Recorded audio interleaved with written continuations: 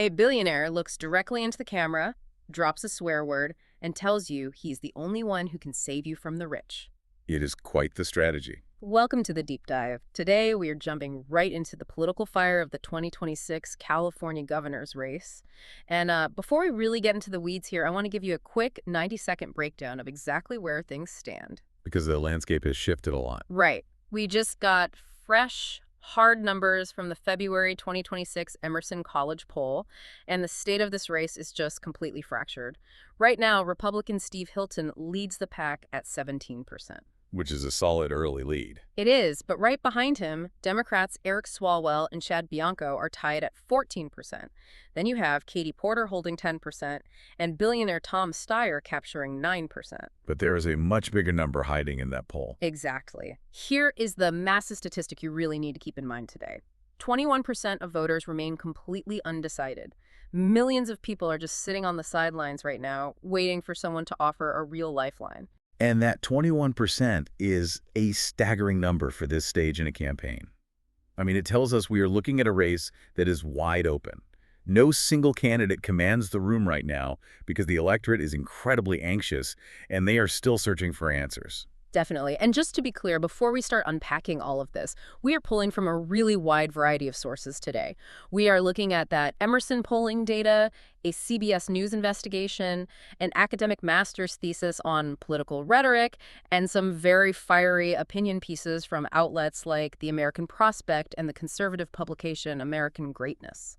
So we have voices from across the entire spectrum. We do. And because some of these sources come from the left and the right, you're going to hear some highly charged political opinions today. I want to be upfront. We are not taking sides or endorsing any of these viewpoints. Right, no endorsements here. We are just playing tour guide. We are breaking down the facts and the arguments driving this race so you can make your own informed decisions. That is a crucial point.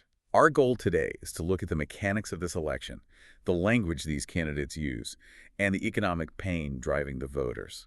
We are analyzing the playbook, not picking a team. Okay, so let's unpack this. We have to start with the California exodus and the brutal numbers driving this electorate. The Emerson poll clearly shows why voters feel so much pressure right now. The economy ranks as the single top issue for 37% of California voters. And housing is right behind it. Yeah, housing affordability comes in second at 19%. When you combine those two issues, you are looking at a massive chunk of the state that is just obsessed with simple survival. Obsessed might actually be an understatement. It is a full-blown crisis. The numbers reveal the sheer strain-crushing household budgets across the board. The poll shows that an astonishing 53% of California voters say they have seriously considered leaving the state. 53%. Over half the state.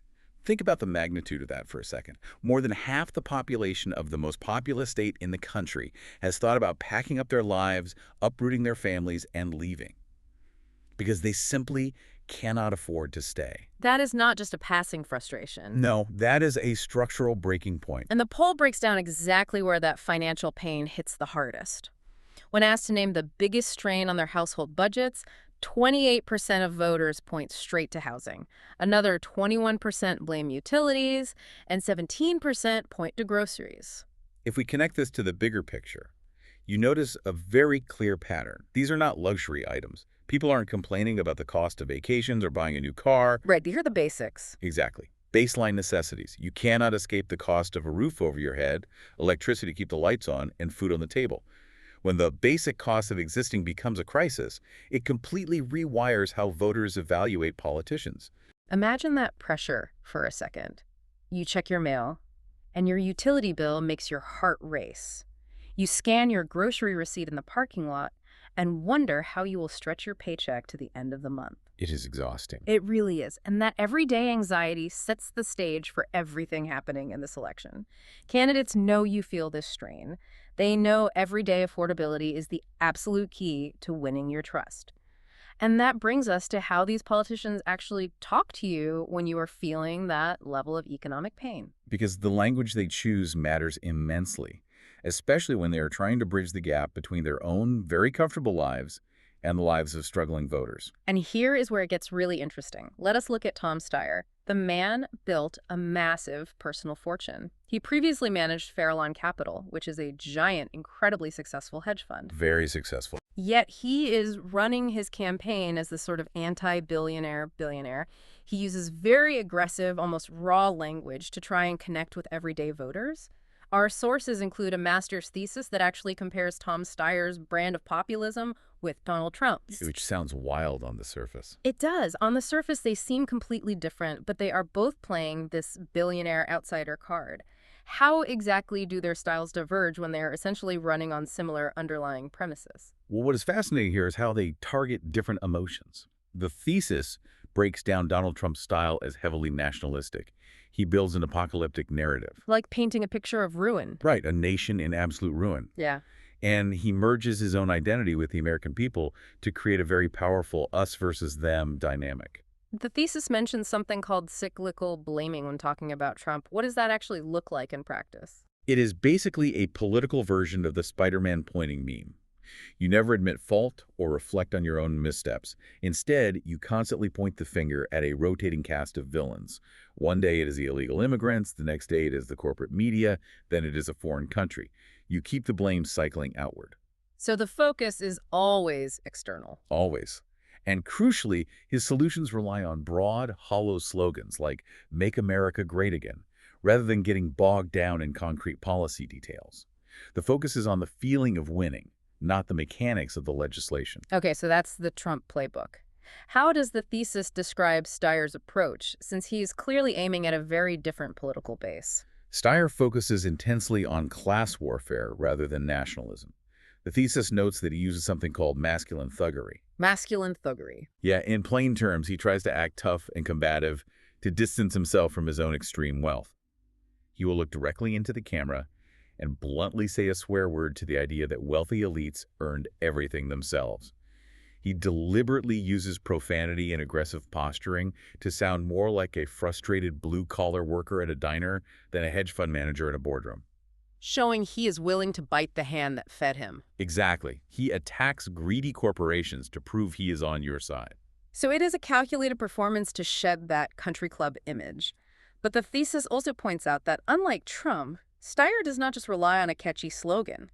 He is pushing very specific policy demands, right? Yes, and that is a major difference. Steyer promises to cut utility rates by a massive 25%. He demands affordable housing and insists corporations pay their fair share. He tells voters he will make California a top 10 education state. He brings the spreadsheet.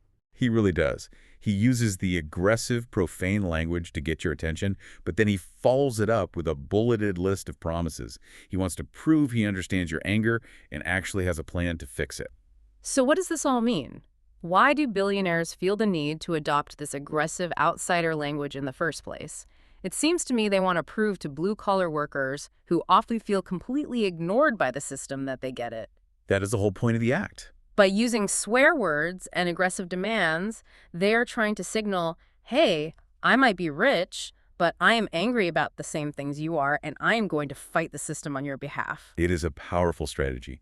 But stepping into that blue-collar champion role invites some severe criticism, especially when your track record gets scrutinized. Oh, absolutely. And this brings us to the conservative critique of Steyer. We are turning to an article from the conservative outlet American Greatness. Again, we are treating this objectively as a piece of the political puzzle to understand the specific pushback Steyer is facing from the right. And the critique from American Greatness hits him incredibly hard.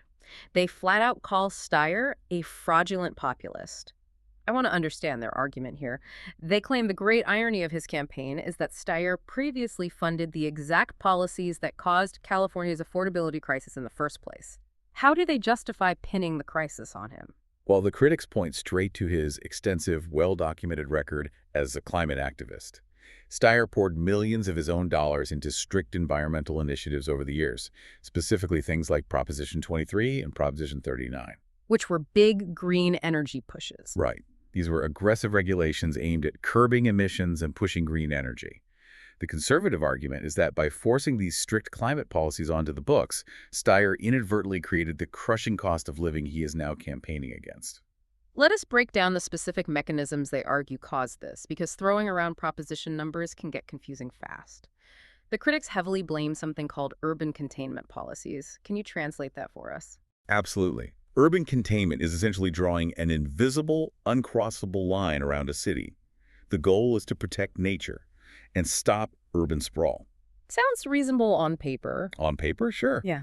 But the critics argue that these extreme environmental rules make it nearly impossible to build new homes on open land. California is actually only 5% urbanized, meaning there's plenty of open space.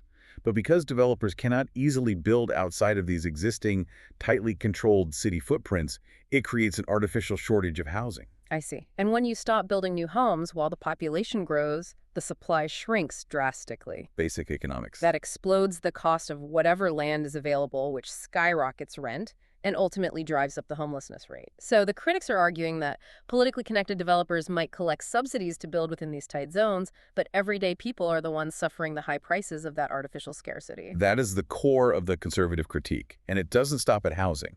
They also target utilities. Right, Steyer's big promise. Yes. Remember his promise to cut utility rates by 25%. Critics argue that his past projects the mandated transitions to renewable energy that he heavily championed and funded are the very reason electricity in California costs twice as much as it does in other states.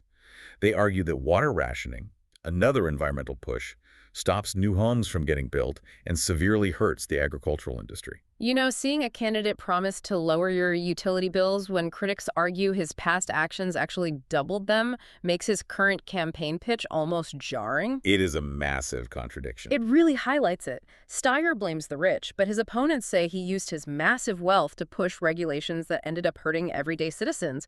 It just shows how your past political funding becomes a major weapon during a campaign. It certainly does. And that contradiction really bleeds into how aggressively he is running his current campaign. When your record is under fire, sometimes the strategy is to go on the offensive. Which is a perfect pivot to the dirty politics defining this race.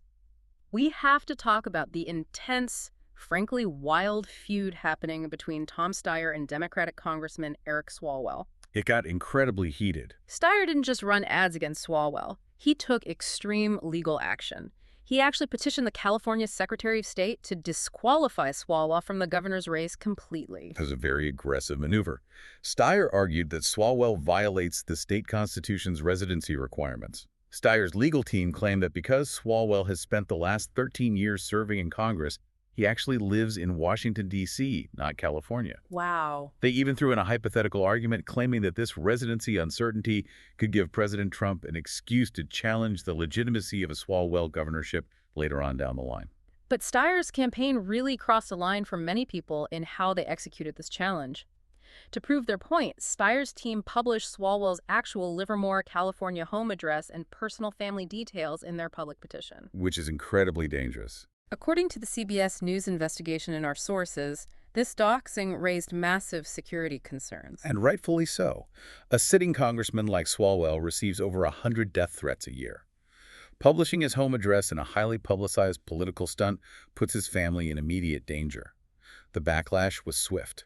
11 Democratic members of the California congressional delegation quickly signed a letter denouncing Steyer's challenge and his tactics. And Swalwell did not just sit back. He fought back with hard evidence. He produced a sworn declaration from his landlord. The landlord stated, under penalty of perjury, that Swalwell has rented and lived at that specific Livermore property since 2017. It is hard to argue with a sworn declaration. On top of that, Swalwell proved he holds an funding the active state government's bar massive license and a spending valid addiction. California driver's license. Pretty His shocking campaign realization fired when back you actually hard, look at the math. essentially saying Right. that California Well, renters do imagine for not a second need that an you have a out-of-touch savings billionaire shaming them for renting a And, home instead of owning a massive You estate. swore to your family. This entire hand over heart conflict exposes the that this raw, money was bare-knuckle strictly for tactics fixing used a when the leaking stakes roof. are this high. You The said, governorship of the if we largest don't state fix in the this union roof, is on the line. the house is going to collapse. But it also an raises a existential really crisis for the fascinating house. question Exactly. about It's the the limits Save the of House Tom fund. Steyer's But then, overall strategy. your car breaks down. Yes, let's you spend look at a little that. too much on groceries. Steyer You've got bills possesses piling up. billions of So what do you do? dollars. You raid He the roof uses fund. this aggressive, You take that money, focus pay off your grouped, credit cards, and populist tell your language. family, "Hey, don't worry, He we'll plays fix the roof absolute later." hardball by trying And to in this disqualify his scenario, opponents. The roof He is is pulling the out planet, all the stops. or at Yet least despite Maryland's all climate of this goals. money, all of this And the effort, car is and a all this massive, noise, the self-inflicted Emerson poll still only has him sitting at $1.5 9%. billion With all state those budget billions, deficit. why A doesn't his completely wealth avoidable buy him a deficit, I might add. commanding lead? Welcome We to the find deep a really dive. compelling answer to that. Today in the we're article exploring from the a American classic Prospect. case of fiscal It sleight unpacks of what hand political coming out scientists of call the Annapolis. myth of the We're self-funded looking at the candidate. Strategic I love Energy this Investment concept. Fund. It is so interesting. The SAFE. We naturally assume that the person It's with a the most huge money pot of wins, money, meant to save But the history environment. shows us that But it's candidates turning who write into a their own hidden giant tax checks on every single often person lose paying an spectacularly. electric bill The in source Maryland. brings up Meg Whitman It really as a prime is. It's example. become the center of a She spent huge $140 political million fight. of You've her got own a money on her Democratic California governor, governor's frustrated race in 2010. environmentalists making And some she very lost. awkward Wait, compromises, $140 and million? conservative critics who are rightly calling Carly this whole Fiorina thing a spent shell game. heavily shell from her game. own fortune in And her when you Senate look race, at the too. documents we She have also today, lost. reports, That is a budget staggering amount of proposals, money to critiques just from Senate burn through Republicans, and still It lose is the election. really hard to unsee What it. is the Our mission for this deep dive The is disconnect simple. comes down Follow to the money. actual mechanics and Always follow the psychology money. of We are building going a to see campaign. how a fund Political designed to scientist fight Jennifer climate Steen change is referenced is being in the used article, to plug holes and she in the points state out budget. that self-financed And we'll dig into the candidates argument often that lack this the isn't gritty, found money at all. This day-to-day is essentially campaigning a backdoor skills tax because on they never had to families. hustle for Let's get support. right into They it. just skip The that step. Strategic Energy Exactly. Investment Fund. It But more sounds very importantly, official. the dollar very a important. candidate takes What does from it their actually own do? wallet Well, acts completely on differently paper, in the real it is the world state's than a green dollar they piggy receive bank. from a voter. This IIF Okay, I is think I managed see where by this the is going. Maryland Energy When you just write a Administration. Its massive whole check stated from your own purpose bank is account, to reduce you are energy basically just bills, buying inventory. cut You waste, buy and television fund ads, you buy renewable billboards, you buy energy. consultants, Like solar panels but and you efficiency do not upgrades. buy Exactly. a But loyal, here is the breathing real network aha of moment voters. of this story. You hit the nail on the head. It is about Where the does the sunk money cost actually fallacy come mixed with from? community building. Because they aren't just When a taxing candidate you raises directly small for it. donations from thousands of No, regular and that's why people, politicians they're absolutely building love it. It a feels dedicated free. grassroots So about 40% base. comes from Because the regional voter has carbon skin in the auctions. game. Exactly. But the big chunk, When a the voter one chips in growing like 20 crazy, bucks, comes they from aren't something just buying a called television alternative ad. compliance They become payments, emotionally or invested. ACPs. They bought Which is into just a fancy tribe. government term for a fine. That $20 It's a donor fine is for the person failure. who Let me break volunteers it to down. knock on doors. Maryland law forces They're the ones utility talking to companies their to buy neighbors a over the certain fence. amount of green energy. Successful They have to fundraising prove they're using establishes renewables. deep connections But if they can't and find builds that green energy, relationships or if with it's just local way too expensive activists. on the market, so by Which it skipping usually that is. grueling Yeah, the state fundraising gives them an process, escape hatch. Steyer is The essentially utility missing can out just pay on a building fee a directly to the grassroots state army. instead. He can That fee blanket is the the airwaves ACP. with And here's profanity-laced the kicker. commercials all day long. Utilities are but he cannot increasingly artificially just generate paying the the loyalty fine that because comes it's from cheaper than thousands of actually small buying donors the green believing in a energy. shared Wait, cause. so You just the can't climate buy fund is getting authenticity. No, incredibly you really can't. rich. I mean, that is the fundamental truth of it. Precisely A massive because check the buys you green energy visibility, mandates but are it does not failing. buy you viability. Precisely. It is a The voters see completely you, perverse but they don't incentive. necessarily feel connected The to you. government made the Okay, let's mandates pull so all these aggressive threads and the market together is so and look at the distorted big picture that of what we power covered companies today. are just writing checks The to the state instead of 2026 going California green. And the governor's stats race on this is a are just perfect staggering. storm. It They clearly are. shows how In extreme 2022, economic this pain revenue was shapes $77 political million. campaigns. By When voters face 2025, crushing it jumped housing to costs and massive utility bills, $365 million. the candidates Wow, adapt. from They have to. 77 million They to use carefully 365 crafted million in populist 3 years. language, Right, so now the sometimes state has dropping this swear words to massive sound like the accidental working pot of class, gold. and they It's use very supposedly deep for green pockets to try and projects. win your trust. But remember, in a that money fractured didn't race just fall where out of the sky. 21% of The people utility are still companies paid desperately those looking fines. for a lifeline. And do you think those That is massive the ultimate corporations takeaway just for eat you, the that voter, cost out of the as you goodness of watch their this hearts? race unfold. Oh, absolutely not. You have They to look pass past the every single aggressive penny of that language, onto the customer. performative Exactly. It toughness, shows up and the right on slick your electric television bill. ads. So You you, have to the everyday examine the actual ratepayer, records, are paying understand for the the long-term utility's impacts of failure their to past meet a government policies, mandate. and look at the The state financial collects your backing money, of the people drops asking it in for the your safe, vote. and says, Which leaves "Look us at all with this this catch we final have for the climate." provocative thought Which to chew brings us on." to the We rate. just discussed how gathering Because that thousands money of is definitely small not individual staying in the donations climate is the fund. true Not test anymore. of a Enter candidate's Governor Wes viability Moore and their genuine His connection to the administration people. is staring $20 down a donors. projected Right, but if $1.5 everyday billion citizens are being budget squeezed deficit. so hard by the massive $1.5 cost of billion. housing, groceries, You can't and just utilities, ignore a hole that deep. You can't. 53% of them And wanna when leave the government state. What overspends happens to the that future of degree, our they democracy start when those checking voters under can the no couch longer afford to cushions for donate a loose single change. dollar to the candidates Except who actually here, the represent couch them? cushion